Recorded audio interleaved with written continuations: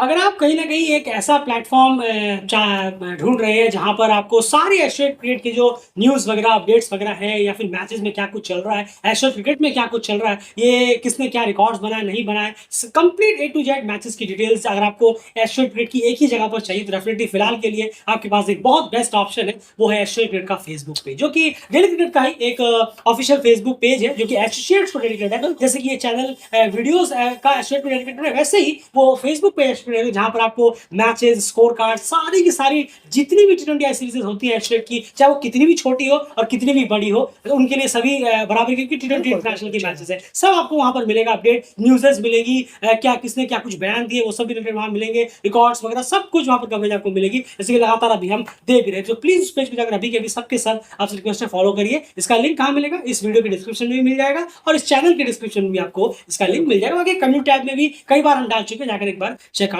कर लीजिए। चलिए अब आगे बात करते हैं। अभी रिसेंटली अगर आप देखें 3-4 और बड़ी न्यूज़ यहाँ पर निकल कर आई रिसेंटली, थोड़ी बहुत उनके बारे में बात करते हैं। सबसे पहले अगर बात करते हैं, अभी एक रिसेंटली न्यूज़ निकल कर आई कि बांग्लादेश जो है वो कहीं ना कहीं सोच रहा है कि नेपाल या नीदरलैंड में से किसी एक को होस्ट करने के बारे में। इस न्यूज़ के बारे में पहले थोड़े से और क्लैरिटी।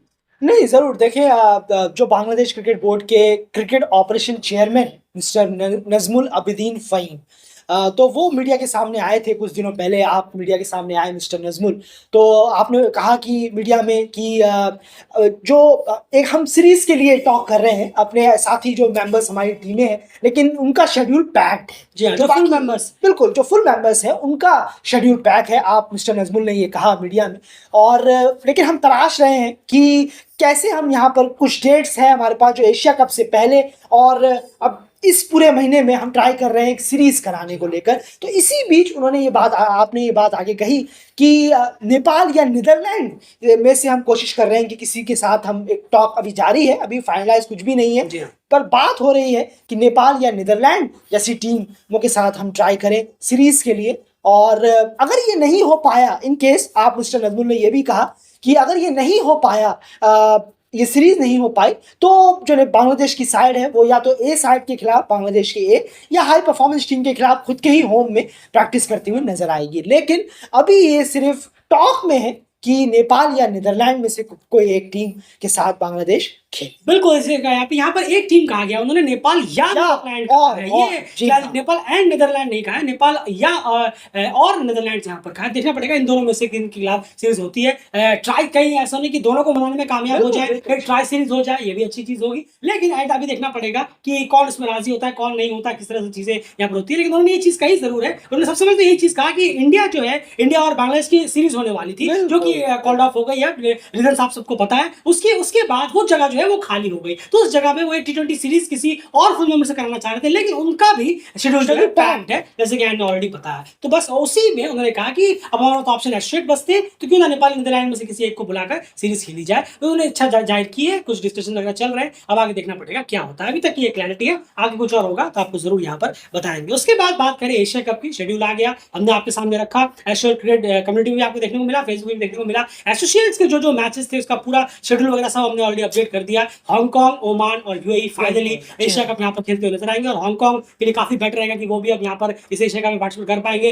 जो उन्होंने तीसरा स्पॉट जीता था नेपाल के खिलाफ प्रीमियर कप में, वो कितना क्रूशियल साबित हुआ उनके लिए। पहले तो इमर्जिंग कप खेल गए और अब एशिया कप भी खेल गए। इसी कहते हैं कि कोई भी मैच आप किसी भी तरह से लाइटली नहीं ले सकते, हर मैच बहुत इंपॉर्टेंट है। जब आप एसोसिएट में है और आप क्वालिफायर्स वगैरह खेल रहे हैं, बहुत इंपॉर्टेंट है। तो ये कहीं ना कहीं हांगकांग के लिए एक सोने पे सुहागा जैसा हुआ। इमर्जिंग कप के साथ साथ एशिया कप भी खेलने को मिल गया उन्हें, जब वो थर्ड स्पॉट उन्हें लेकर गए थे। उसके बाद पीएल ऑफ अफ्रीका खत्म हो गया। सारी रिपोर्ट आपको यहाँ कुछ नहीं मिला होगा, एस्ट्रेट फेसबुक पेज पर जाइए, वहां सब कुछ अपडेट आपको लगातार मिलेगा। यार उसमें क्या हुआ? बिल्कुल, उसमें एक सरप्राइज तो नहीं, लेकिन युगांडा ने अपना क्रिकेट वाकई में एक जो कॉन्टिनेंट पे वो one of the best team है अफ्रीकन कॉन्टिनेंट पे, वो एसोसिएट्स में वो उन्होंने वापस से दिखाया क्यों वो। और अगर आप साउथ अफ्रीका को एक्सक्लूड कर दें तो वो तो खैर जिम्बाब्वे को भी उन्होंने मात दे दिया टी20। तो वाकई में टी20 में कम से कम जो उनका एक फॉर्मेट है जी। युगांडा का, वो खासा अच्छा कर रहे हैं और फिर से उन्होंने डोमिनेट किया है। उन्होंने इस बार कुछ टीमों को इनवाइट भी किया, सारे मैच जीते हैं। बिल्कुल बहुत ज्यादा डोमिनेट क्रिकेट खेला है, जबकि कुछ प्लेयर तो थे भी नहीं टीम में। उसके बावजूद युगांडा का ये परफॉर्मेंस बहुत ही काबिल तारीफ रहा। यूएई को जिस तरीके से उन्होंने दोनों मैचों में मात दी, ये बहुत बड़ी बात है। बहुत ही कमेंडेबल एफर्ट रहा है युगांडा का, जैसे वो खेले हैं। और फिर से ये सीरीज ही पहली बार हुई और इस सीरीज को जीतने में भी वो कामयाब। बिल्कुल सही कहा आपने। इन सब टीमों के बीच में सीरीज पहली जी बार हाँ, पीएल ऑफ अफ्रीका पहले भी हो रखा है, ये दूसरा ये एडिशन टीमें था। जी जो हाँ, आई बिल्कुल हैं सही कहा। यूएई तो जैसे आए। बिल्कुल सही कहा। एक चीज मैं आपसे पूछना चाहूंगा जल्दी से, उसके बाद फिर दो और रुस्कुआरों में चलते हैं। यूएई के दो रीजन अगर मैं आपसे पूछना चाहूँ, क्या दो बड़े रीजन रहे कि वो ये सीरीज हार गए?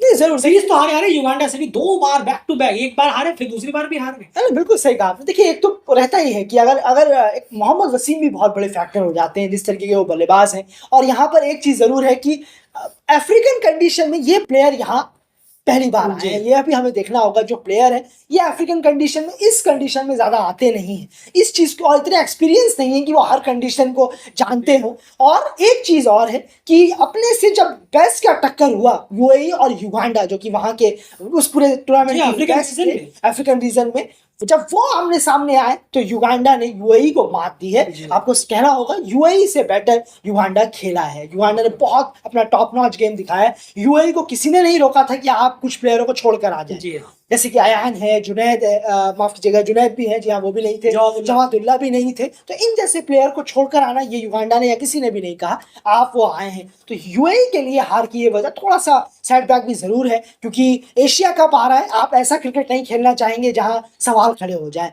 क्वालिफायर भी आ रहे हैं एशिया ये, तो जितना ज्यादा यूएई के लिहाज से जितना ज्यादा डोमिनेट होता तो उतना बेहतर होता। लेकिन युगांडा ने जिस तरीके का क्रिकेट खेला है वो काबिल तारीफ है। और यूएई का यहाँ थोड़ा सा एक्सपीरियंस नहीं है इस रीजन का, और कुछ प्लेयर्स का ना होना, ये भी यूएई के लिए थोड़ा सा महंगा सा। बिल्कुल सही कहा आपने। और मोहम्मद वसीम को बांधे रखने में युगांडा कामयाब रहा। ये भी एक बहुत बड़ा रीजन है कि युगांडा इस सीरीज में जीत पाया और उनको हरा भी पाया, उनको रोकने में कामयाब रहा। वो खुल के मोहम्मद वसीम इस सीरीज में बिल्कुल नहीं चले हैं। खैर, ये बात हो गई इस से। Well done Uganda. युगांडा ने दिखाया कि वो जीत जो थी वो तुक्का उक्का नहीं थी जिम्बाब्वे के खिलाफ। वो दोबारा रिपीट कर देखिए, इस बार उन्होंने यूएई को हराया और बहुत अच्छा कॉन्टेस्ट हम उम्मीद करेंगे युगांडा के लिए अफ्रीका क्वालिफायर में। कुवैत और हांगकांग ने भी वही एमओयू जो है साइन किया है, जो कहीं ना कहीं नेपाल और कुवैत के बीच में एक एग्रीमेंट हुआ था बायलैटरल सीरीज वगैरह को लेकर। उसकी अपडेट हमने एशिया फेसबुक पेज पर दी थी। हम उम्मीद है कि आपने वो सब न्यूज़ देखी। नहीं देखी तो आप अभी के अभी जाकर उस पेज को फॉलो करिए। और उसके बाद बस यहाँ यही 4 बेसिक न्यूज़ थी जो आपके सामने हम प्रेजेंट करना चाहते थे। यही बड़ी अपडेट्स अभी तक निकल कर आई है। बाकी सारे अपडेट्स के लिए आप डेल चैनल को सब्सक्राइब करिए, जुड़े रहिए डेल चैनल के साथ। हमारे एशिया फेसबुक पेज को जाकर अभी के अभी फॉलो करिए। वहाँ पर सारी एशिया